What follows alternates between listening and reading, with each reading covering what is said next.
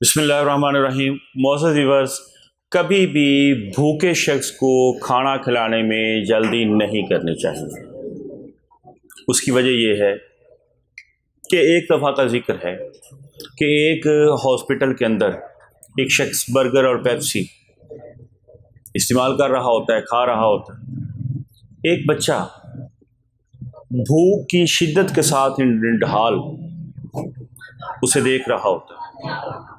करीबी गुजरते हुए एक शख्स ने जब बच्चे को देखा और बच्चे की हसरत भरी निगाहों को देखा, उसकी वजह यह है कि आंखें बोलती, बातें करती। तो उसने देखा कि बच्चा ललचाई नज़रों से देख रहा है, तो उसने बच्चे को पेप्सी और बर्गर लेके दिया। उसने खाना शुरू कर दिया।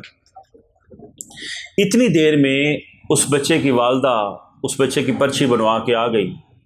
उसने देखा कि जब बच्चा बर्गर और पेप्सी इस्तेमाल कर रहा है, खा रहा है, तो वो बर्गर और पेप्सी देने वाले को बजाय इसके कि वो दुआ देती, वो बददुआएं देना शुरू कर देती है कि मैं तो अपने बच्चे को 24 घंटे की भूख देकर इसके टेस्ट करवाने के लिए हॉस्पिटल लेके आई थी, मगर इस बदबख्त ने बच्चे को बर्गर और पेप्सी देकर इसकी भूख को ख़त्म कर दिया। एक छोटा सा वाक़या है, मगर इस वाक़े में हमें बहुत सी चीज़ें देखने को मिलती हैं कि बाज़ औक़ात हम अपनी तरफ से अच्छा करने की कोशिश कर रहे होते हैं, मगर हालात व वाक़यात ऐसे होते हैं कि वो अच्छाई बुराई बन जाती है।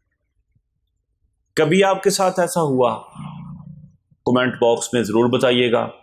और ज़िंदगी में ये भी हमेशा याद रखिएगा कि हेस्ट मेक्स वेस्ट। कभी जल्दी नहीं करनी चाहिए। हमेशा चीज़ों को परख कर, जांच कर फिर अमल करना चाहिए। और ये तालिबे इल्मों के लिए भी ये बात और ये वाक़या इंतहाई ज़रूरी है, क्योंकि आजकल पेपर्स चल रहे हैं। ख़ास तौर पे जब MCQs का बबल फिल कर रहे होते हैं, तो कभी भी तेज़ी ना करें, सोचें और सोचने के बाद फिर उसको फिल करें। उसकी वजह यह है कि 20 मार्क्स के लिए आपके पास 20 मिनट्स होते हैं, यानी एक MCQs के लिए आपके पास 1 मिनट का वक्त होता है। उसे 1 सेकंड में हल ना करें। बोर्ड के माहरीन ने कोई वजह है जिसकी वजह से इतना वक्त रखा है।